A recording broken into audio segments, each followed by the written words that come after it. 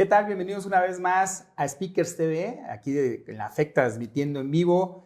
Acuérdense, no pierdan de vista poder interactuar todas las dudas que vayan surgiendo a través del programa. Por favor, externenlas. Si no hay ocasión en poderlas contestar todas sus dudas, pues ya saben, dejen la pregunta. Nosotros nos tomaremos el tiempo de poder atender cada una de sus inquietudes de un tema por demás bastante interesante que tenemos preparado esta noche desde Speakers TV con AFEC. Y en esta ocasión nos acompaña mi buen amigo, el presidente de la FEC, Jaime Chavarría. Mi estimado amigo, ¿cómo te va? Bienvenido. Mi estimado Fer, pues aquí con el gusto de saludarlos a todos y con un tema de lujo que vamos a tener hoy e invitado de lujo. Invitadazo, ahorita vamos a ver qué onda. Oye, por cierto, andabas de viaje, ¿no? Andamos de viaje. Sí, bienvenido. Pensé que no llegabas, la verdad.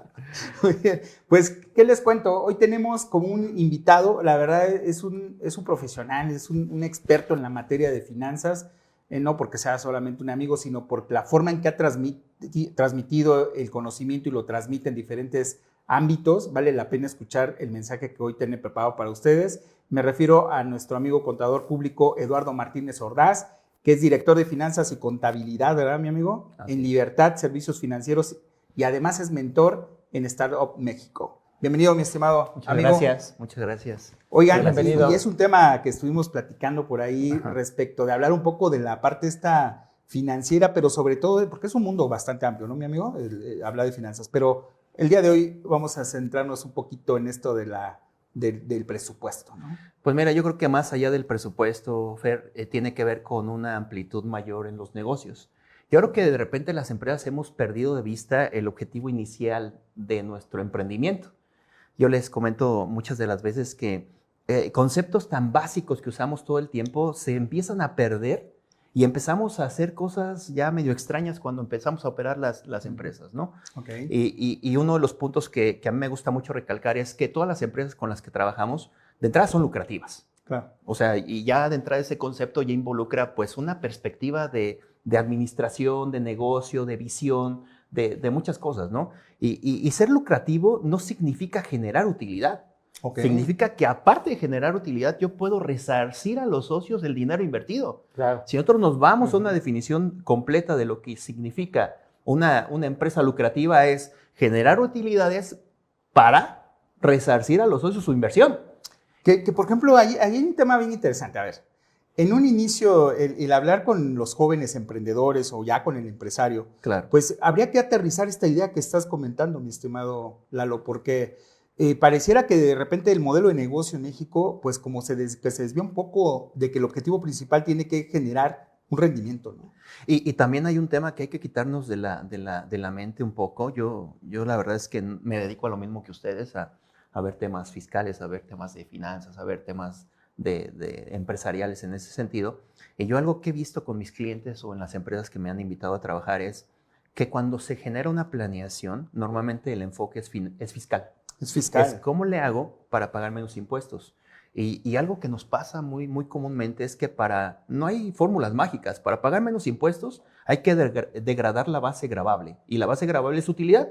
Entonces quiere decir que para que yo cumpla ese objetivo, pues debo de tener unos ingresos muy similares a mis egresos para que quede poquito al final y pueda pagar menos impuestos, técnicamente. Pues ese es el tema que vamos a platicar el día de hoy, porque es un tema bastante interesante y tal vez vale mucho la pena iniciar de la base, ¿no? Es decir, cuando hablamos de las finanzas en la empresa, creo que vale la pena separar con la parte fiscal que estás comentando, porque una cosa es el tema fiscal, que es una obligación, contribuir y bajo los principios de proporcionalidad, equidad tributaria previstas en el 31 fracción cuarta constitucional. Es correcto. Y de ahí todas las leyes. Pero lo financiero es la base de donde se tiene que construir el modelo de negocios, ¿o no es así?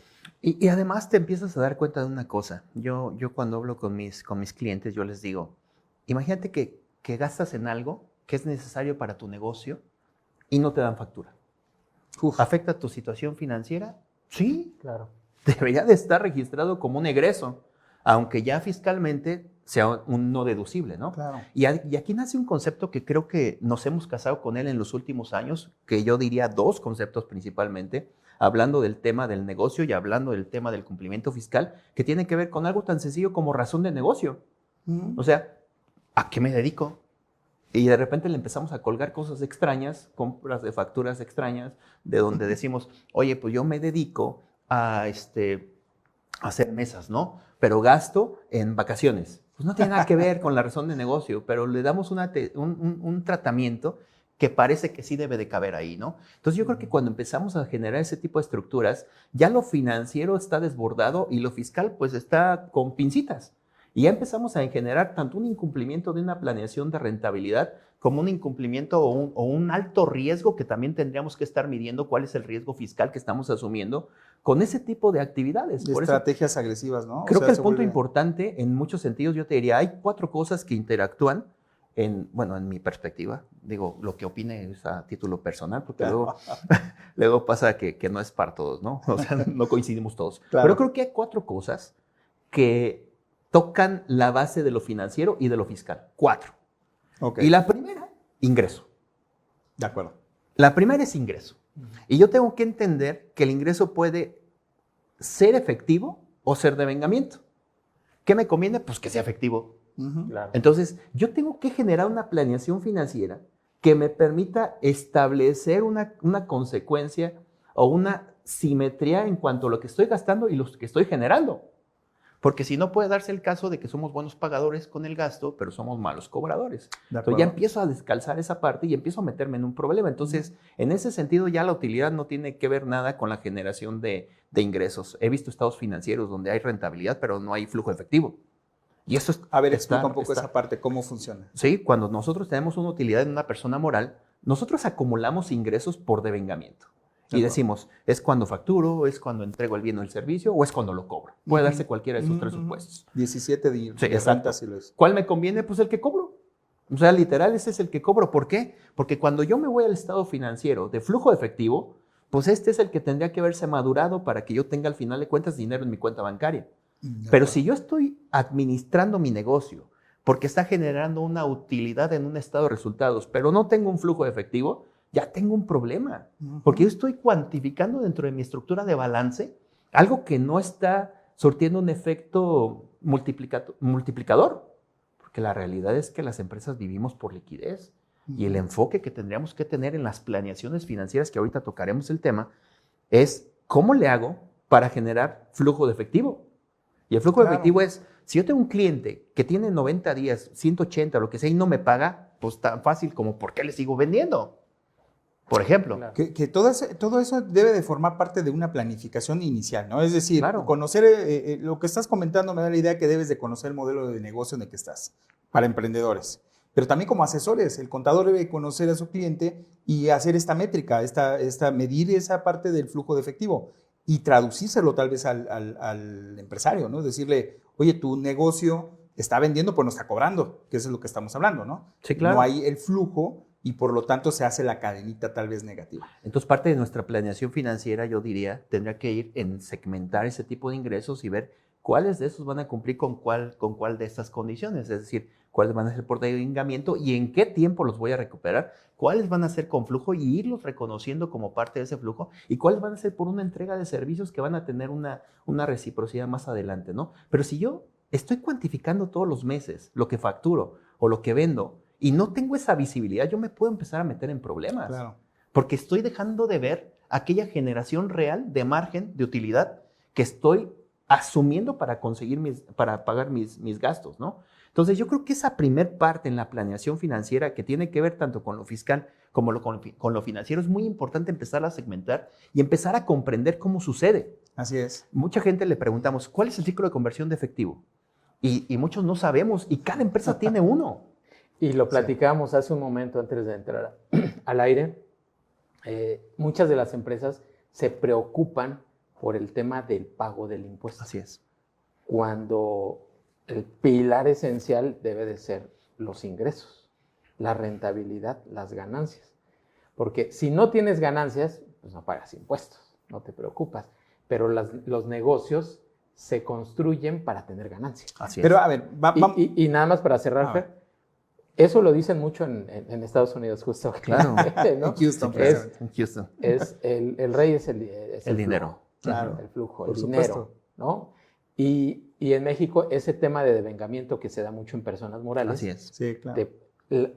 para quien nos está escuchando, la venta o el ingreso no tiene que ver, en muchas ocasiones, en algunas sí, Sí, claro. con el cobro en efectivo. correcto. ¿no? Que es ahí donde me gusta el tema. A ver, para darle al que no es financiero, al que no es abogado, al que no es fiscalista, pero si es emprendedor, si quiere Claro. poner este negocio, ¿no? Lo primero parece ser que de lo que estamos hablando es que deben de conocer el ciclo de flujo que tú planteas. Así es. Y el ciclo de flujo tiene que ver en cuánto tiempo te capitalizas Así es. respecto del servicio o producto que acabas de colocar en venta. Mira, yo creo que esto es tan relevante, Fer, que a mí como profesor me pasa mucho de que cuando, por ejemplo, en una clase enseño razones financieras, la gente piensa que es dividir.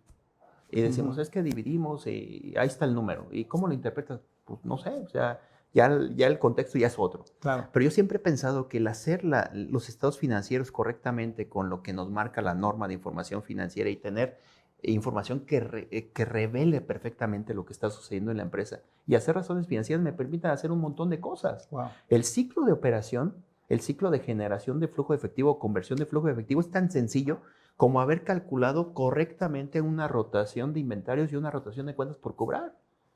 Y la suma de esas dos razones financieras te dice cuánto tiempo tarda ese negocio en volver a tener dinero. Y les digo, la confusión viene cuando decimos, es que mi cuenta bancaria nunca se ha quedado en cero. Es que no es que tenga que estar en cero, es que ese dinero siempre es insuficiente. De acuerdo. Lo primero que tú tendrías que conocer es cada cuándo tienes dinero, y explicándolo en palabras un poco vanas. Yo fabrico mesas, ¿no? Sí, claro. Yo compro la tabla y en ese momento ya empieza mi periodo de tiempo para pagarle al proveedor. Ya tengo un compromiso con el proveedor.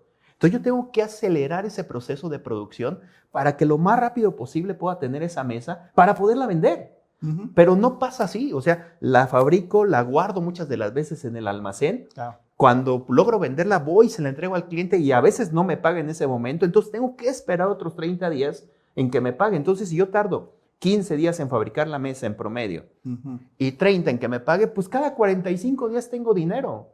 Y mientras tanto, ¿tú ya le debes al proveedor o ya le pagaste incluso? Y peor aún. 45 días y tú llegas a las empresas y les dices cuánto dinero debes de tener en tu cuenta bancaria para que no tengas problemas de liquidez. Y te dicen, déjame saco las cuentas de mis recibos que tengo que pagar en este mes. Y eso es. Y no es cierto porque nunca te termina alcanzando. Okay. Lo que tú tendrías que tener es sobrevivir esos 45 días. Entonces hay que saber cuánto cuesta mi operación diaria por 45 días. Y mira, financieramente no hay exactitud, hay razonabilidad. De acuerdo. Y debemos de buscar una manera ecuánime de cuantificar esas variables. Si tú me dices, es que alguien quiso un presupuesto, le atinó al 100, pues le hacemos un monumento. O sea, le hacemos un monumento. La planeación financiera no tiene que ver con exactitud, claro. Tiene que ver con un nivel de razonabilidad. Entonces, si yo tengo 45 días en el ejemplo que les estoy manejando, ¿yo qué haría? Yo hablo por mí. ¿Yo qué hago? Cuantifico los costos fijos de la empresa durante todo el año y saco un promedio. O sea, ¿cuánto me cuesta operar esta empresa en renta, luz, agua, teléfono, nómina? Aquello que no me puedo quitar. Aquello que existes, fabrique, venda o no venda. ¿Cuánto es eso? Son 3.650.000 pesos. Lo divido entre 365 días y me cuesta 1,000 pesos el día. O 10,000. No, o 10,000, algo así.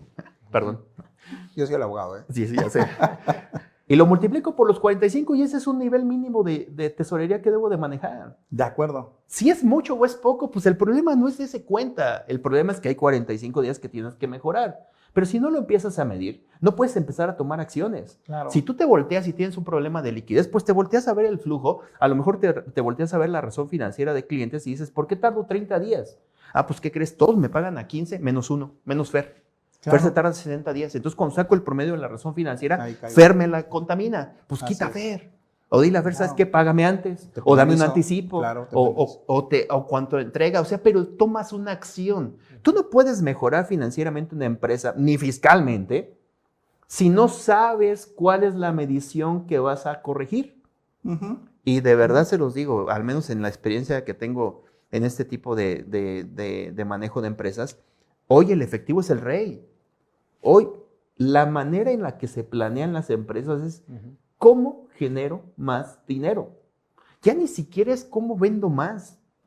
Por eso te comentaba fuera del aire, hoy se va a poner de moda la autosuficiencia financiera. Y es que yo sea capaz de generar el ingreso necesario para pagar mis egresos necesarios, porque ahí viene la otra parte del problema que les planteaba. A ver. Ahorita hablamos de ingreso, Claro. pero ¿qué pasa con los egresos? Que dicho sea de paso, ahí empiezas a tocar un tema muy interesante que tiene que ver con la facturación. Es decir, esto que comentas financieramente, que se escucha bien bonito, es decir, cuánto cobro, cuánto gasto para poder cobrar lo que cobro, pues vamos a verlo más adelante, el impacto fiscal que tiene, porque por ahí es donde empieza el adquirir a veces apalancamiento con facturas, ¿no? Y nuestro primer problema empieza, ¿cuál es la deducción más importante que tenemos las empresas? La que misma marca la ley del ISR, costo de venta. Y ya empieza el problema. ¿Y cómo calculo el costo de venta? Y ya entra una metodología de costeo. Ya me dice, oye, ¿sabes qué? Webs no puedes, pero sí puedes PEP, promedios, identificado y demás. ¿Qué crees? No puedes costeo directo, tiene que ser absorbente. Y ahí es donde juega el egreso que dices, ¿es importante? Ahí juega lo financiero y lo fiscal. Porque yo tengo que hacer una cuantificación del costo del producto financiera, pero a la par debe de coincidir con la parte fiscal.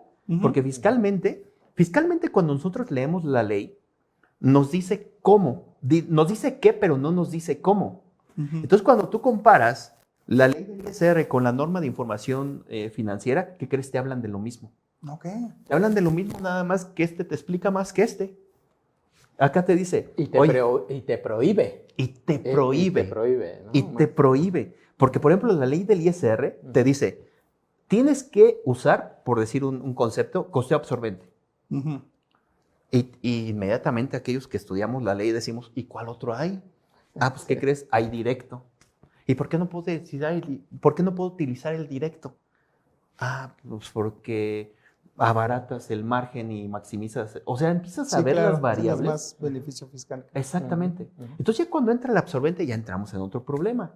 Porque ya te habla de mano de obra, materia prima e indirectos de fabricación. De acuerdo. Después te dice, ok, ¿y qué es indirecto de fabricación? Y ya empieza, fíjate, que son los activos asociados a la producción, son los gastos, y te empieza a dar una serie de conceptos. Entonces ya una deducción que parecía sencilla, ya se vuelve complicada. Y lo vemos en la declaración anual. Cuando presentamos nuestra declaración anual, nos empieza a hacer preguntas en el mismo formulario. Dice, oye, ¿cuál lo usaste? No, pues el absorbente. ¿Cuál evaluación de inventario? No, pues tal. O sea, ya te obliga a tener un perfil financiero para poder hacer una cuantificación de una deducción fiscal. Oye, Eduardo, y si está mal desde el inicio, el resultado está pésimo, ¿no? Claro. Tan simple como nos quitaron el WEBS, las últimas entradas, primeras salidas. ¿Por qué nos la quitó? El fisco. Porque dijo, me estás metiendo un gol, porque estás valuando el costo de venta al valor más alto. Porque las últimas entradas, las últimas compras, sale al valor más reciente. Entonces me estás dejando en el inventario el valor más viejito. Entonces digo, no, vete al más viejito. Financieramente, lo que estás diciendo es, oye, de acuerdo a las normas de información financiera, haz un registro de tu producción contra tu inventario, ¿no? Es decir, primero cuánto materia prima, después procesos de producción, claro. Después afectas inventarios, ¿no? Que sería como yo entiendo que es el ciclo, ¿no? Sí. Alguien te suministra el producto, lo registras como todavía producto y después ya lo tienes como producto y lo tienes en almacén, ¿no? De hecho, el ciclo es el proveedor me dota el inventario en materia prima, hay un inventario en materia prima, aquí se genera una producción en proceso, una vez que termina esa producción en proceso, se genera un producto terminado y ahí se guarda. ¿Hasta cuándo? Hasta que se vende y ahí se cumple el postulado básico de asociar los ingresos con los costos que lo generan. Entonces, cuando yo lo vendo, sale al estado de resultados como costo de venta, lo asocia al ingreso y ahí es donde viene un poco el tema. Porque esto sí lo gasté, es que era mi enfoque del principio. Sí. O sea, el costo sí lo gasté y se va a ir al costo de venta. Pero, ¿qué pasa si ese costo de venta nace por una venta a crédito? O sea, el costo sí existió. Sí, claro. Pero no yo quisiera pensar que sí lo pagamos, ¿no? Porque sí pagamos nómina y pagamos renta, o sea, cosas indirectas, ¿no? Claro. Eso sí se va al gasto. Claro. Pero si yo eso digo, bueno, va a tener 40 días de crédito, yo tengo que registrar el ingreso y asociarlo en el estado de resultados. Pero ese ingreso en automático también tiene un registro en el cliente, que sabrá Dios cuándo nos va a pagar y si es que nos paga. Se queda dormido un ratito en el cliente y después se va al banco. Ese es el punto en el que creo que tenemos que trabajar en esa simetría para poder empatar esos flujos, o sea, empatar esa combinación que me permita no sacrificar recursos propios en ese soporte, porque tengo que pedir entonces financiamiento, tengo que pedir soporte de los socios, entonces ya se convierte en una combinación no tan, ¿cómo decirlo?, tan virtuosa, pues. Y es que esto, precisamente, el no cuantificarlo correctamente, sí le pega a la utilidad, ¿eh? Claro. Le pega muchísimo. ¿Por qué? Porque desde el momento en el cual tú compras lo que comentas, claro, y se produce, se vende y te pagan, ahí hay un ciclo de tiempo, el cual le cuesta a la empresa. A veces no lo mide. Es que ese es el tema. Si no lo mides es cuando le pega a la utilidad. Así es. Porque tú crees que eso es lo que vale. El hacerlo correctamente, ¿qué es lo que te dice? Bueno, pues impáctale al precio del producto. Y entonces lo recuperas. ¿Y quién lo termina pagando? El consumidor final. Así es. ¿No? Pero nos quita competitividad. Sí, claro, entran otros factores, ¿no? Claro. Pero al final, viéndolo desde el punto de vista financiero, es la importancia de estos análisis, ¿no? Y todo esto se traduce en la operación. O sea, porque también para hacer estos análisis se tiene que dominar la operación. Claro. ¿No? Por ejemplo, les voy a poner un ejemplo bien sencillito. El gasto de operación, en mi punto de vista, no puede ser plano. No. Tiene que tener variables. Y les pongo un ejemplo bien sencillo. ¿No? La luz, la energía eléctrica. Sobre todo en México, bueno, aquí en Querétaro en particular, pues hay meses en donde el calor es terrible. Y nada más el aire acondicionado, los refrigeradores y la cantidad de energía para ciertas empresas que necesitan refrigeración, el costo se incrementa. Okay. Y entonces la energía no puede ser, no sé, 10,000, 20,000, 30,000 mensuales. Plana. O sea, tiene que ser 20,000, 20,000, 20,000 y tal vez en mayo, junio, 35, 40. O sea, de acuerdo, por ese incremento, ¿no? Y entonces tiene que ser ese análisis integral de la operación transferida a las finanzas. Que sería básicamente que el contador tendría que tener una habilidad que es separar esto de su cliente, ¿no? Los indirectos y los directos que puedan jugar en la producción, ¿no? Mira, yo, si a mí me permites, yo creo que hoy los contadores tendríamos que asumir una posición muy financiera. Yo creo que asumimos muchos roles. El contador incluso es hasta psicólogo, no me van a mentir. De repente nos toca escuchar cada gravedad en la vida, ¿no? Pero creo que tendríamos que tener incluso un enfoque ya más financiero también. Y te voy a decir por qué. Porque al final de cuentas, ahorita hablando del egreso, te hablé del costo de venta. Pero ya cuando volteamos a ver la ley en el 27 dice, y estrictamente indispensable. Y dices, entonces ya no. Y voltea a ver el 5A, Código Fiscal, que sea razón de negocio. Razón de negocio. Entonces ya empiezas a combinar todo eso y ya tu enfoque ya empieza a volverse otra vez normativo de cumplimiento y no generador de valor, pues. Entonces yo creo que al final de cuentas esas variables dentro del egreso tendrían que ser muy importantes porque no hay que perder de vista algo como contadores. El ingreso es una obligación, decirlo. Y el gasto es un derecho, podríamos decir, ¿no? Digo, si no conseguí la factura, pues no la deduzco y mi base es más grande y pago más impuestos. O sea, cuando estamos en esas dos combinaciones ya estamos en un tema que tiene un poco más de planeación, tanto como decíamos al principio, financiera y fiscal. Yo cuando hago un presupuesto, yo no debo detenerme solamente por la generación de un estado financiero proyectado. Tengo que sacar razones financieras, tengo que sacar efectos fiscales, tengo que saber cómo voy a cumplir con ellos, porque yo puedo tener esos famosos devengamientos y si yo no tengo esa separación de cómo los devengamientos van a ir convirtiéndose en efectivo o cómo voy a ir entregando los bienes, pues cómo planeo producción, cómo planeo efectivo, cómo le aviso al socio que necesita inyectar dinero antes de que pase, porque si no le voy a estar tocando la puerta el mero día porque ya tengo que pagar la nómina mañana, ¿no? Entonces, todo ese tipo de cosas empieza a generar una fricción que nos empiezan a tomar decisiones que a veces no tienen sentido o no tienen proyección a futuro, ¿no? Entonces, yo creo que el efecto que teníamos que estar buscando de entrada con ingreso y egreso es poder cumplir con esas dos atmósferas, pero no perder de vista que al final de cuentas, si yo no tengo dinero en el banco, no puedo pagar impuestos. Entonces el enfoque es cómo le hago para poner dinero en el banco para poder pagar impuestos y para poderle regresar a sus socios la inversión realizada, porque ese es el enfoque final, ¿eh? Y Eduardo, y por ejemplo, cuando lo expones de esa forma, El contador debe estar entonces con una especialidad, básicamente. No nada más es su obligación de, no lo voy a hablar peyorativamente, sino Sí, claro. es no nada más su obligación de hacer un asiento contable y poner estados financieros bonitos, sino que realmente saber cómo funciona esta transacción para que lo sepa registrar en la parte Claro. donde debe de estar en la contabilidad, ¿no? Claro.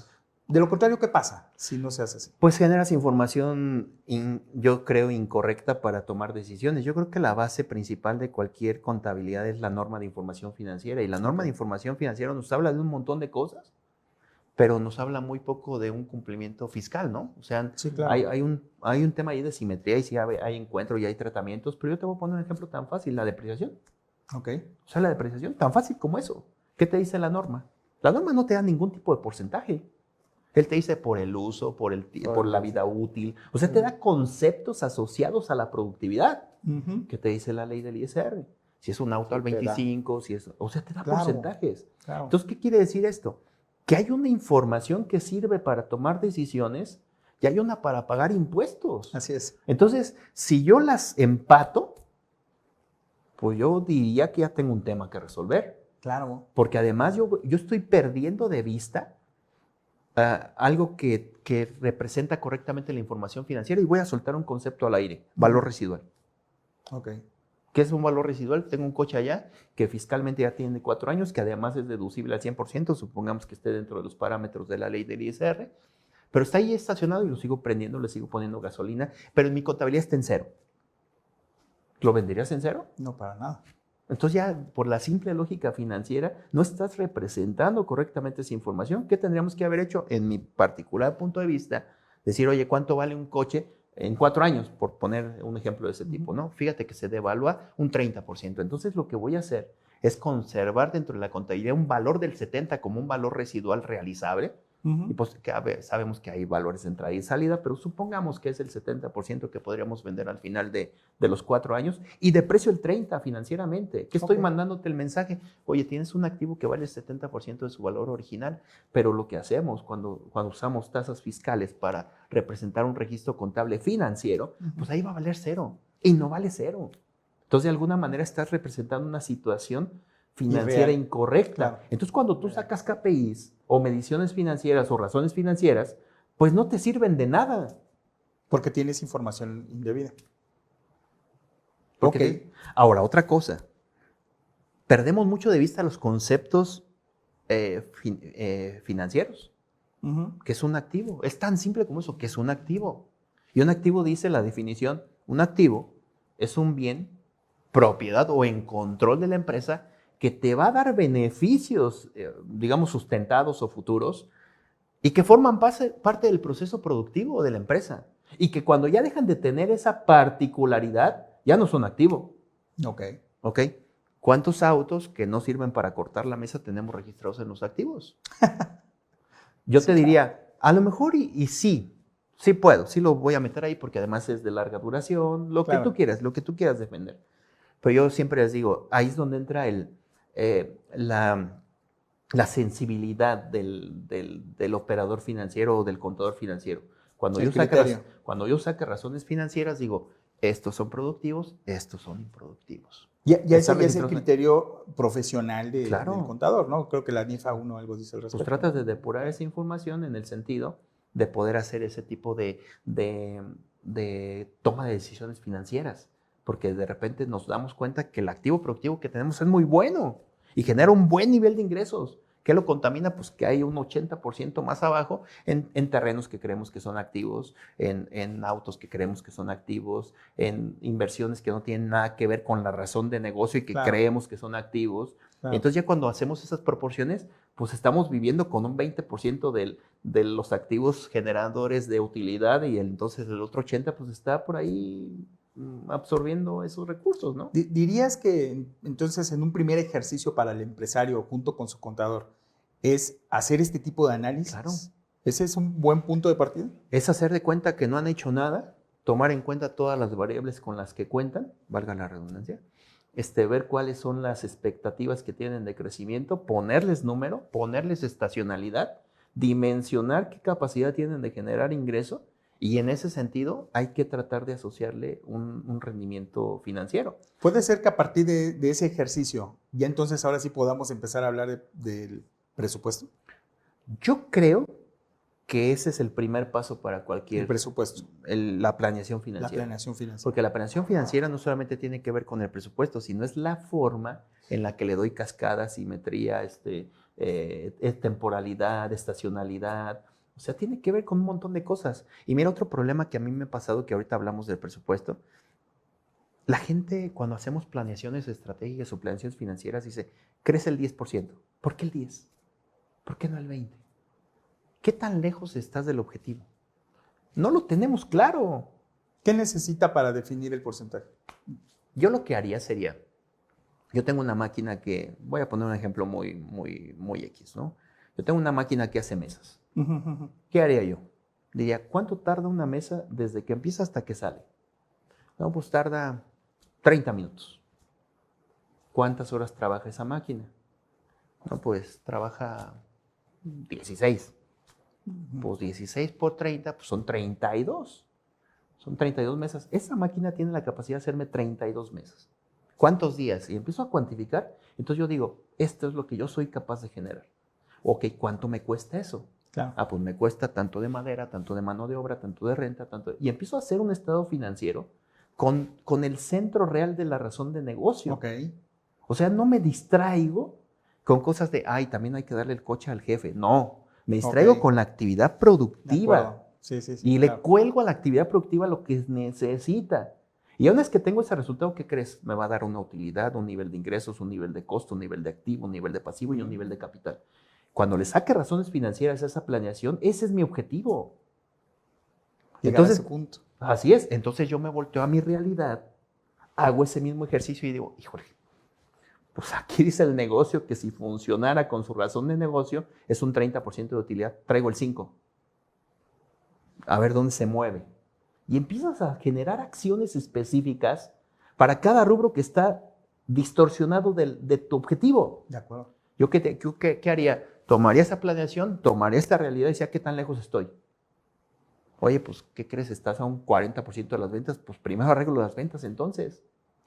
Entonces, por un lado tendríamos que entender a la empresa, su funcionamiento y dices, bueno, vamos a analizar su proceso de producción, ¿no? Vamos a ver cuánto producimos entre todos, ¿no? Mano de obra, materia prima y todo el proceso de elaboración de esta mesa. Claro. Una vez que llegas a ese punto, entonces dices, ok, ya estamos produciendo 48 mesas, ¿no? Porque 16 por 13 creo que eran 48. Sí. Entonces, estamos produciendo esas mesas. Ok, ahora ya no es problema de producción. Ahora sería un problema del departamento de ventas. Exactamente, exacto. O sea, yo voy desglosando esa planeación y voy viendo rubro por rubro cuál cumple. Claro. Y ya después digo, mi problema está aquí. Porque es bien lógico muchas de las veces que es que mi problema es la utilidad. Sí, ¿de cuál de estas partidas? Por supuesto, ¿dónde está el problema? ¿Dónde está el problema? Claro. Entonces, si tú no empiezas a aislar esa consecuencia, no puedes generar una acción. Y generar una acción no es incrementa las ventas. No, ¿hay mercado para las ventas? Porque si no hay mercado para las ventas, entonces lo que está mal es el tamaño de mi producción. Estás produciendo de más y tu producción te está complicando tu mismo flujo. Es como cuando les digo, compras una máquina de 1000 piezas y haces 500 porque tienes la de 1000. Claro. Las empresas tenemos que ser del tamaño que podemos reaccionar. Que eso está un poco más enfocado al costo, ¿no? Al costo. No, al costo y al flujo. Porque la máquina es más cara de 1000 piezas que de 500. O sea, sacrificas. Claro. Es, por ejemplo, mira, hace ratito te decía de la conversión de efectivo. Y una de los participantes de la conversión de efectivo es el día de inventario. ¿Sabes qué detona el inventario? No que lo vendas. Es cuánto tiempo tarda guardado ahí. Entonces, si tú estás produce y guarde, pues menos lo vas a vaciar. Entonces, tú tienes que saber cuál es el punto óptimo de ese inventario y los ingenieros lo saben bien, un punto de reorden. O sea, ¿en qué punto mi costo es el mejor posible de materia prima, de reabasto, de todo? Entonces, tú tienes que conocer esa variable porque si tú produces mucho y guardas mucho, pues lo mismo da que aceleres al cliente, te vas a seguir tardando. Tal vez este tipo de análisis que estás planteando me suena mucho a lo que hacen actualmente las mueblerías hablando de la mesa. Claro. Por ejemplo, tú llegas actualmente a Muebles Plasencia o claro. cualquier mueblería y tienen un periodo de entrega. Porque te lo construyen. Porque te lo Así es. elaboran a partir de tu compra, no a raíz de lo que tienen ellos en un stock. Porque se les quedaba. Claro. Yo les contaba la historia de una mueblería, justo que tocas el tema, que pintaba los muebles. Entonces no los vendía o no vendían lo que producía. ¿Sabes cuál es el problema? Que a muchos no les gustaba el rojo, que a muchos no les gustaba el azul. ¿Sabes cuál fue la solución en esa empresa? No pintarlo. ¿Cómo? Sí, la solución fue ponlo blanco. Claro. Y me acuerdo que esa empresa es una empresa que está en Toluca, me acuerdo. Hace muchos años que la vi. Y le decía, No lo pintes. y ya si no lo pintes. O sea, veíamos que el proceso corría bien, porque cuando cuantificas por proceso te das cuenta en dónde fluye y en dónde se detiene. Ok. Y la solución era, ok, dile al cliente, cómprate me acuerdo era, cómprate unas barricas de color y dile que de qué color lo quieres pintar. Y dale su botecito y su brochita. Yo lo iba a pensar. Pero eso salía más barato. Y la gente pensaba que, no, es que yo voy a hacer algo por mi casa porque lo voy a pintar a mi color. Y la solución fue, entrégale un mueble listo para pintar. De acuerdo. Interactúas con tu mueble. Claro.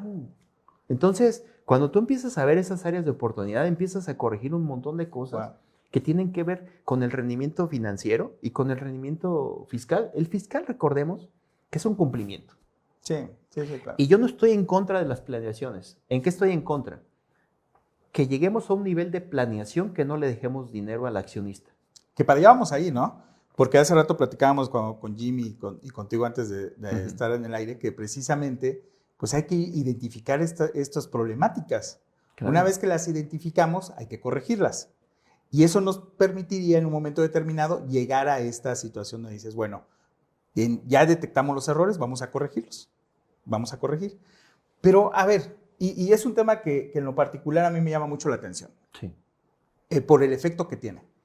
¿Qué tanto implica esto que tú dices, de repente que el empresario empiece a gastar en cosas para erosionar una base gravable y no se relaciona con su negocio? ¿Financieramente les está afectando? Sí, y emocionalmente.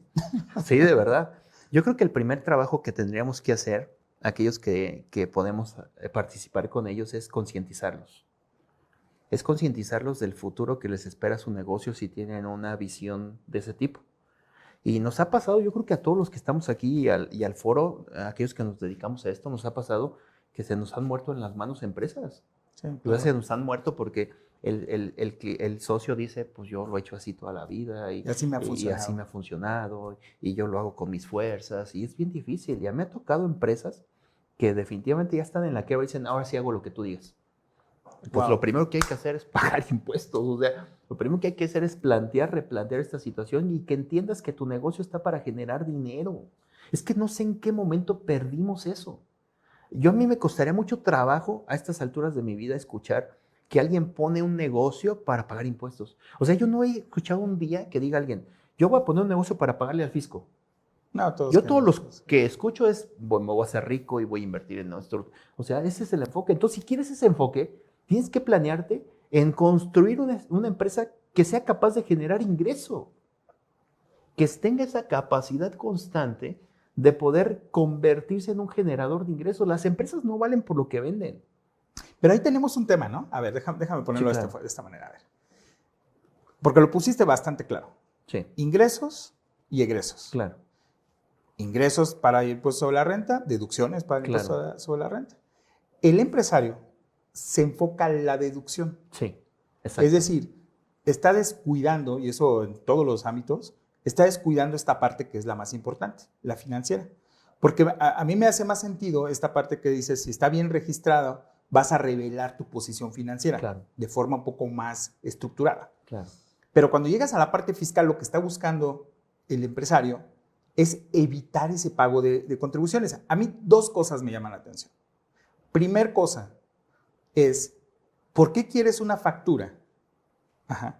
Donde lo único que te va a ayudar es en el IVA, y digo que te va a ayudar en el IVA, porque el IVA, el comportamiento que tiene es que está homologado al impuesto sobre la renta, es decir, si es deducible, pues te acreditas el IVA. Claro. Entonces, primer error para mí cuando existen esquemas agresivos en planificaciones fiscales que es erosionar la base tributaria, es hacer una deducción indebida, como se diría, es el creer que te estás haciendo una deducción, cuando esta deducción necesitas estudiarla, porque el 16% que te está ayudando ese apalancamiento no era tuyo, y viene algo con la planificación de ingresos. Claro. Porque estás planificando ingresos considerando un IVA que no es tuyo. Claro. Y están dejando a las empresas sin el flujo necesario. Porque ingresan, a todo lo que comentas, una factura en la cual tienes que sacar el flujo. Claro. Y En algo no estás gastando tienes- en algo que no necesitas. Y el flujo sale de la empresa.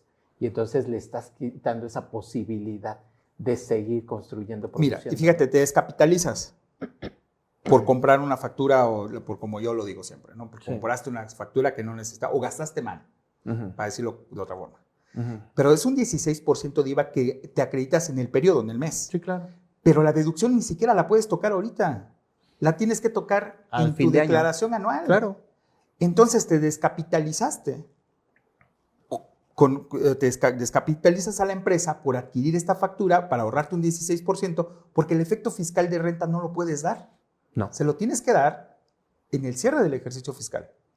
Y entonces es donde no entiendo al empresario. Pues mira, yo te diría un ejemplo muy lineal. Supongamos que ya sean los gastos anuales totales y que ahí puedas generar un efecto de IVA y un efecto de ISR. Te lo pondría así, tal cual. Imagínate que tú tienes un desfase o una base gravable de $1,000,000. O sea, ya tus ingresos menos tus egresos, te queda $1,000,000 para pagar impuestos. ¿Tú qué tienes que hacer para no pagar impuestos ahí? Pues generar un gasto de $1,000,000. Ese gasto sí lo vas a pagar. Y eso significaría que si ese es todo el dinero que tienes en tu cuenta bancaria, te vas a quedar en cero. Claro. Pero, Y le sumas un riesgo. contraparte, me quedo con el millón. O sea, me quedo con la base gravable del millón. Tengo el millón en el banco. Pago mi 30% de impuestos. Suponiendo que ya sean en términos totales. ¿Cuánto sale de mi banco? 300. Y No todavía me todo. quedan 700 para trabajar. ¿Por qué nos cuesta tanto trabajo entender esa parte? Pero ahí la voy a complicar un poco más. Ujú. A ver, vamos a razonar una operación de Sí. $1,000,000 en enero. Sí, Pago provisional porque tuviste una utilidad y tienes un coeficiente de utilidad. claro. Ya le hiciste un pago provisional, bro. Sí, claro. Inevitable. Sí. ¿Para qué te preocupas en una deducción que no vas a aplicar ahorita? ¿Por qué planificas sobre una deducción que no necesitas? Que no es en este momento, es correcto. Que ya está afectada por el coeficiente de utilidad. Por supuesto, porque hiciste el pago. O sea, no te preocupes en la deducción del pago provisional porque lo hiciste en enero. Te quedan 12 meses para Claro. poder administrar ese dinero. No, y acabas de decir algo bien importante, ¿eh? O sea, mucho peor. Porque a lo mejor ese ingreso que te está grabando el coeficiente de utilidad ni siquiera lo has cobrado. Y ni siquiera lo has cobrado y tú ya lo pagaste. Y tú ya quieres gastarte algo que no has cobrado y aparte pagar la utilidad, sobre la base de utilidad. No del lo has coeficiente. cobrado. Fíjate, 3 momentos del 17 de renta, ¿no? Sí, sí, sí. O te pagan, o entregas, O cobras. o cobras. Así es. Los 3 momentos. Ujú. Pero si leemos una resolución de miscelánea fiscal a 3.2.4, Ujú. pues se vuelve un tema bondadoso con el costo proyectado, ¿no? Sí, claro. Este costo que no has consumido, Así es. pero cerraste el ejercicio fiscal y todavía puedes deducir. Claro. Que curiosamente ahí no necesitas un CFDI, ¿no? Curiosamente. Curiosamente ahí no, porque es una cuestión financiera. Es una cuestión financiera. Entonces, Y es la deducción más importante del estado de por resultados. supuesto, porque eres una empresa que produce. Nada más que ahí, Fer, si no estuviera esa regla, no, pues... Sí, claro. la ley No, pero Sí. como está estaría- actualmente, yo creo que podríamos voltearlo a ver, porque de todos modos el pago provisional ya lo hicimos. Sí, pero ese es un derecho que tiene, porque Claro. por el otro lado... La obligación ya la cumpliste. Exactamente. Ahora, pero pues, siéntate con tu contador y planificador financiero fiscal y planteale cómo funciona tu empresa.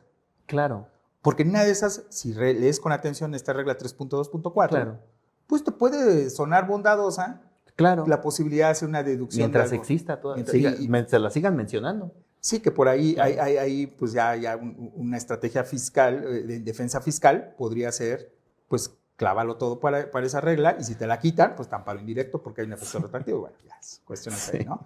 Pero bueno, a lo que voy con el tema, entonces, ¿cómo lograr que se ponga en conciencia esta situación? Porque era duda, es, ¿de qué me sirve si yo ya hice un pago provisional? Claro. en enero, acabo de facturar $1,000,000 que ni he cobrado. ¿no? Exactamente. Ni lo he cobrado, ya hice un pago provisional. Claro. Y gasto, en el mismo mes quiero gastar $1,000,000 para el IVA. Para ir llevando la cuenta y en el anual no te salga a pagar. Y que entonces empieza todo el análisis de la normatividad, ¿no? Que esta parte que es importante. Justo cuando hablábamos de planeaciones financiera y fiscal. Y la fiscal decíamos que había 3 momentos, que justo era con lo que iniciamos la conversación. Claro, ¿no? así es. El ingreso hay que separarlo por lo que voy a facturar, por lo que voy a entregar y por lo que voy efectivamente a cobrar. Y hay que darle la estacionalidad que le corresponde para saber realmente en qué momento. Supongamos que eso lo quisiera hacer y que fuera parte de la estrategia financiera. Pues lo voy a hacer cuando tenga dinero, no cuando no tenga dinero. Entonces ese gasto que me voy a considerar al final del ejercicio y que forma parte de un ingreso de enero, pues a lo mejor ese enero lo cobro en marzo, entonces en marzo va el gasto. Pero ese enfoque es que la planeación financiera y fiscal tiene que ver más con esa simetría de poder asociar realmente los ingresos con los costos que estamos generando. Y a lo mejor llegar a un momento en que no sienta ese impacto porque tuve una planeación donde supe cuándo iban a caer los ingresos y no tuve ningún problema con sacar el ingreso. Claro. Pero si yo lo hago así como lo acabas de mencionar, hago la venta, se va a clientes, no lo he cobrado, pero ya me lo gasto, pues ya tengo doble problema porque ¿qué tal si no me cobra? No me paga. No te paga y tú ya pagaste una factura que no necesitas. Entonces ya tenemos un problema. Entonces yo creo que la planeación tiene que ser más amplia. Yo te diría algo más. Ahorita yo te decía el tema de la máquina. Yo los invito de verdad, incluso si nos están viendo empresarios o colegas, yo les diría, vayan a esa empresa y hagan una cuantificación de los recursos que tiene esa empresa. Entonces yo creo que esa empresa tiene un espacio, tiene personas, tiene máquinas, y cuantifiquen cuánto cuesta. ¿Cuánto cuesta cada uno de estos recursos? Y entonces digan para cuánto le alcanza a cada uno de ellos. Háganle la pregunta simple a sus clientes. Todo lo que aquí tienes, si lo pusieras a trabajar al 90, ni siquiera al 100, ¿qué te daría? Y te apuesto lo que quieras, porque me ha pasado en mi experiencia profesional, que algo te sobra. Claro. O la máquina no es suficiente para tanto mano de obra, o tanta mano de obra no es suficiente para la máquina. Y empiezas a darte cuenta que eficientar esa operación te trae un montón de cosas, porque eso que te vas a ahorrar lo pagas de impuestos. O sea, ya empiezas a generar esa combinación de decir, oye, me sobran 3 obreros, por decirte algo, ¿no? ¿Cuánto valen 3 obreros? Pues valen 150,000. Pues ese es el ISR que vas a pagar. Entonces, en lugar de gastarlo en un costo fijo, pues lo pagas en el ISR y empiezas a generar la acumulación de utilidades y empiezas a generar esa estructura, porque no nos olvidemos de algo más. La función financiera, aparte de darle un seguimiento a los ingresos y a los egresos, es también darle un seguimiento a las inversiones y a los financiamientos. Que para allá es donde debería estar volteando el empresario. ¿En qué voy a invertir y de dónde lo voy a fondear? Por supuesto. Es que fíjate que en este mundo actual en donde muchos empresarios, socios de empresa, lo que les interesa más es lo fiscal que lo financiero. Nada más hay que recordarles que para hacer una planeación fiscal, primero necesitas hacer una planeación financiera. Así es. Porque ¿qué planeación fiscal vas a incorporar a una empresa si no conoces tus ingresos, tus costos y tus gastos? Así es. Si no conoces tu utilidad. Entonces, primero se necesita hacer una planeación financiera para poder hacer una planeación fiscal. Oye, Jaime, ¿y tú planearías con el IVA, por ejemplo? O sea, es decir, ¿tendrías un 16% que dirías, hijo, mejor me consigo una facturita para no pagar este IVA? Sinceramente, ¿no? Sí, no. Yo no. ¿No crees que le aumentamos un riesgo innecesario a la empresa? Sí, hablando desde el punto de vista fiscal. Fiscal. No, y financiero también, porque al final del día te va a costar la multa, te va a costar todo. Correcto. Sí. Pero al final del día, mira, hay un tema que lo platicábamos antes de iniciar el programa, es los empresarios están preocupando mucho por no pagar impuestos, ¿no? Y bueno, pues, ¿a quién le gusta pagar impuestos? Claro. A nadie, ¿no? Claro. Pero al final del día, si pagas impuestos es síntoma de que tienes ingresos, ganancias. Uh-huh. Y para eso es un negocio. Así es. ¿No? Y en segunda instancia, el empresario tiene que convivir Uh-huh. con esa, Claro. con esa dualidad en cuanto a ser eficiente, productivo su negocio y pagar impuestos, ¿no? Claro. Pero ahí está la importancia de las finanzas. es la herramienta adecuada para efectos de controlar correctamente esas utilidades. Porque también se enfrentan ¿no? Platicando con los colegas, ¿cuántos colegas, sí. no? ¿Cuándo percibe utilidades los accionistas? Qué raro, ¿no? Muy Casi raro. nunca. ¿Cuántas actas de decreto de dividendos se Sí, han visto? Muy no. raro, No. es muy raro. Y eso, pues no puede ser porque los negocios se construyen para que los socios ganen, ¿no? Esa es la primera. No, y está interesantísimo el tema de dividendos. Por ejemplo, hay reglas muy interesantes en la ley del impuesto sobre la renta de si decretas los dividendos, los cobras y los reinviertes, pues hay un Claro. tratamiento fiscal diferente, hay un incentivo a la empresa porque hay una reinversión. O sea, estamos hablando de un tema que se vuelve en un segundo capítulo más complejo. Y que es parte del objetivo de la empresa. Por o sea, supuesto. poder regresarle al socio. Claro. Y ya él decidirá Que tú si lo lo decías vuelve a desde el invertir. principio. Claro. Y déjame decirte otra cosa que ahorita que mencionaba Jaime me vino a la mente. Fíjate que a mí me llama mucho la atención el tratamiento que le damos a las depreciaciones. Por ejemplo. Y decías algo antes de entrar al aire que nos tocaba de repente ver empresas que tenían máquinas súper viejas o ya no valían por esa instalación. Y un enfoque que tiene que ver con un criterio financiero y con un criterio fiscal es la depreciación. El detalle está cómo la vemos. Fiscalmente, ¿cómo la vemos? Como un gasto. Incluso la registramos con parte del gasto o costo de venta dependiendo de lo que estemos depreciando, ¿no? Pero la deduzco de mi base gravable. Pero no hago nada con eso. Yo digo que financieramente la depreciación tendría que ser una reserva. Okay. Ahí me está haciendo falta un movimiento, ¿eh? Cuando yo deduzco de mi base gravable 200,000 pesos, pues se supone que lo estoy depreciando de un activo que ya en un tiempo ya no me va a servir. Entonces yo tomo esos 200 pesitos que deduje de mi base gravable, los saco de mi cuenta bancaria y los meto en una cuenta de ahorro. Okay. Entonces cuando se me acabe ese activo, pues voy y compro otro. Pero no estoy al mero día diciendo, es que ya me falló la máquina. Es más, programas tu crecimiento, programas tu reinversión, tomando en cuenta la depreciación. O sea, estoy tratando de entender esto porque me hizo mucho sentido como lo acabas de poner.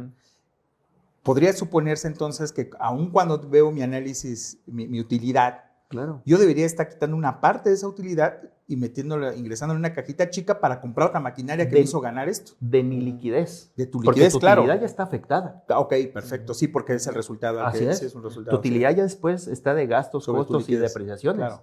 De tu liquidez. De tu banco tendrías que tener o sea, una literal. cuentita. Sí, por De tu supuesto, banco suena dices, bastante deduje lógico. 200,000 pesos de depreciación, pues lo saco de mi banco y guardo para cuando se me ofrezca la máquina. Y entonces las empresas se mantienen en constante movimiento y en constante crecimiento. ¿Qué es cuando te permites realmente hacer una inversión? Porque si vamos a tomar tu ejemplo, esos 200,000 pesos, en vez de tenerlos en la caja que no te producen nada, lo inviertes en algún instrumento de inversión, pues tenés 200,000 pesos que sabes que te puede dar un poquito de rendimiento, pero ya es algo, ¿no? Pues yo diría que ya el hecho de separarlo, Ya lo estás proyectando. ya estás ganando. O sea, yo digo que ya el hecho de que tengas esa costumbre de separarlo, ya ganas, ¿eh? Independientemente si te paga el 5, el 6, o sea, ya tienes una ganancia porque tienes la posibilidad de recomprar un activo y aparte si le diste un valor residual y aparte si guardaste bien el activo y lo puedes revender, o sea, puedes empezar a crecer tu empresa con un auto que está allí 4 años ya depreciado o lo que tú me digas, vas, lo vendes, recuperas cantidad, sacas lo ahorrado, compras uno mejor y empiezas a hacer una cadena productiva de esa condición. Yo creo que lo que nos está fallando un poco, y lo quiero decir desde mi punto de vista, es el trabajo más arduo que tenemos que hacer hoy los contadores es transmitir a nuestros clientes, a nuestros amigos, la necesidad de tener una estructura financiera que funcione para crecer, para madurar, para pagar impuestos, para resarcir a los socios, para hacer todo eso. Y eso tiene que ver con finanzas. Claro. Y te voy a decir otra cosa, ¿eh? Cuando yo llego a una empresa les digo, ¿qué tipo de contabilidad haces? No, financiera. A ver, muéstrame una balanza. Y veo una cuenta que todos conocemos, que dice, gastos no deducibles. Pues ya no es una financiera. ¿Estamos de acuerdo? Porque ahí lo que estamos haciendo es fiscalmente estamos separando esa operatividad porque ahí puede haber renta de hotel, gasolinas, renta, lo que sea, pero como no tenga factura, ahí va. Financieramente tendría que decir, es renta, es gasolina, es esto, aunque fiscalmente en algún punto hagamos la combinación o la conversión a un papel de trabajo fiscal que me permita pagar impuestos. Pero ya desde ahí ya te das cuenta el enfoque que tiene ese registro. Así de simple. Porque habría que entender que en la cuenta, en la QFIN, por ejemplo, por eso a veces nunca te coincide, ¿no? Porque por un lado tienes un resultado que llevas a efectos fiscales, claro, tu QFIN, y la otra financiera. Yo siempre les pongo el ejemplo bien sencillo. Cuando hacemos la declaración anual, ¿cómo nos piden los estados financieros? ¿Con término fiscal? No. No, claro que no. Es el insumo del primer renglón de la conciliación contable fiscal para llegar a un resultado fiscal. Pero nunca me dice, empieza de lo que tiene factura. No dice eso. No, dice, claro, empieza de tu situación financiera, quítale y ponle las partidas que sumen o resten para el resultado fiscal y de ahí pagas impuesto. Pero primero te obliga a decir tu realidad. Claro, dime cómo estás. Y a partir de ahí dime qué de todo esto vas a cumplir, ¿no? Así es simple.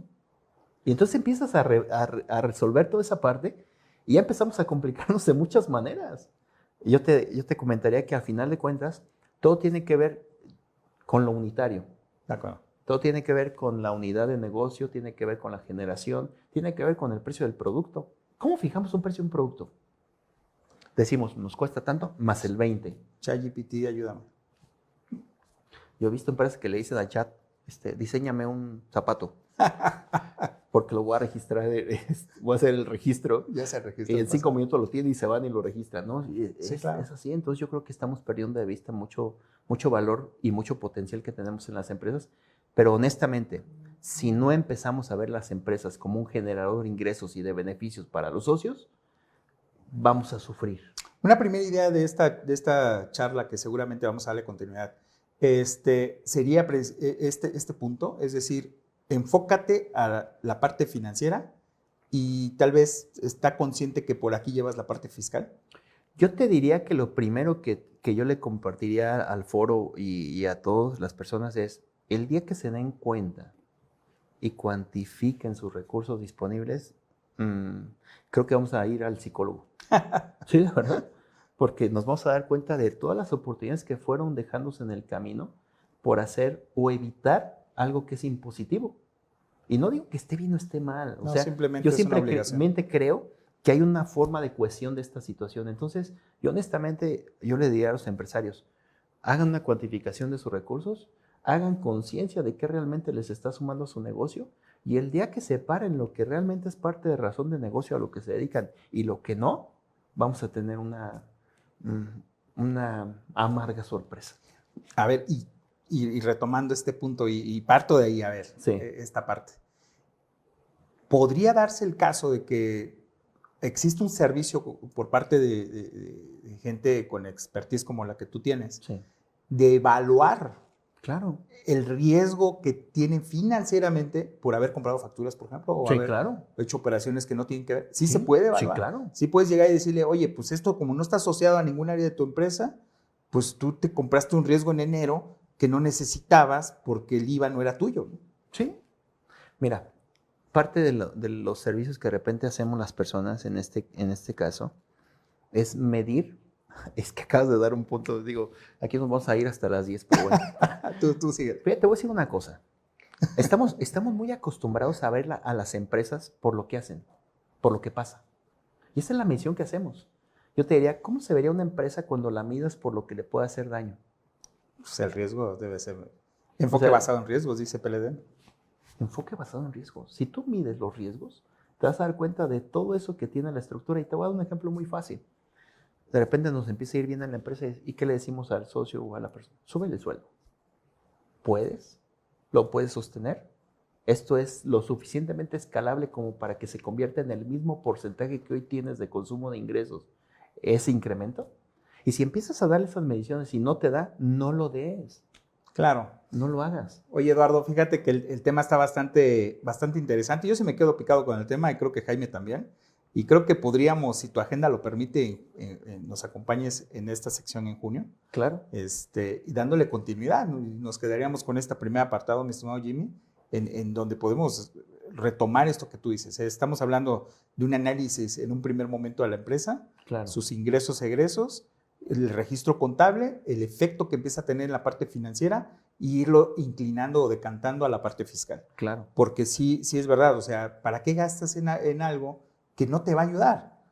Y me interesaría mucho que el foro pudiera sensibilizarse con este último punto que tú tocabas, que es precisamente, pues podemos medir un riesgo, ¿no? Claro. Y podemos ponerle números de cuánto nos está costando ese riesgo. Porque eso yo creo que sí le puede interesar un poco más al empresario. Cuando dice, me estoy desviando el recurso en un producto o un servicio malo por adquirir este tipo de apalancamiento, que planificar.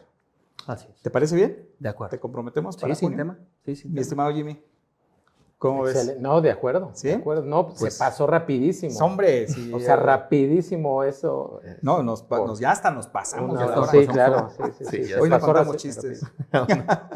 Oye, pues Jimmy, ¿qué conclusiones, amigo? Mira, la primera es el empresario que le dé la importancia a todos los informes financieros, al análisis acuerdo, financiero. De acuerdo. Y el contador, los contadores, que no sea únicamente la función, la parte fiscal, ¿no? Sino también como asesores, la parte integral de la planeación financiera Claro. y fiscal. ¿No? Entiendo perfectamente que en muchas ocasiones es el tiempo, porque la carga de responsabilidades que se han atribuido en materia fiscal absorbe mucho las tareas Sí, del está más contador. preocupado en no pagar impuestos. Sí, pero bueno, el consultor de negocios tiene que ver estos dos enfoques, lo financiero y lo fiscal. Me gusta la idea. Conclusión, mi estimado Lalo. Mi conclusión es que cada empresario debe de identificar su ADN. Yo creo que no es necesario tener grandes análisis o muy confusos. Creo que con 3 indicadores puede funcionar. Okay. Hay que entenderlos, hay que comprenderlos, saber cómo influimos en ellos y generar acciones para mejorarlos. Entonces yo creo que el paso es identificar realmente aquello que me hace daño, aquello que me hace bien y manejar en ello. Entonces, construir su ADN. Excelente. Y cada me quien gusta tiene eso. uno, ¿eh? No, por supuesto. Cada No quien es, tiene y no uno. es el mismo, ¿verdad? No es el mismo. No es el mismo. No es No el es mismo. copy-paste y se acabó. No es el mismo. Pues desde Speakers TV, mi estimado Eduardo, te damos las gracias por acompañarnos esta noche. Es transmisión en vivo en Facebook Live. Te vamos a compartir links para que también lo compartas con tu comunidad. Y pues bueno, quedan ahí información de cómo contactarte y todo este tema. Ok, de acuerdo. Ahí quedan en redes para los afiliados de AFEC.